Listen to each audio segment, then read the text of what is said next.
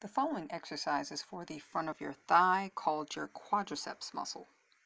You're going to stand upright in front of a bench if you have one, but if not, you can use a couch in like I'm doing, with one foot slightly off of the floor or as high as you can get it. Lower your body down into a squat position to touch your seat behind you. Keep your foot off of the floor at all times. You're going to push off of your standing foot to return to your start position. If you find that the couch end is too high, you can switch to a seat that's a little lower to the ground, like a chair, but you'll perform the same movement, keeping one foot off of the ground at all times. Repeat on the other side.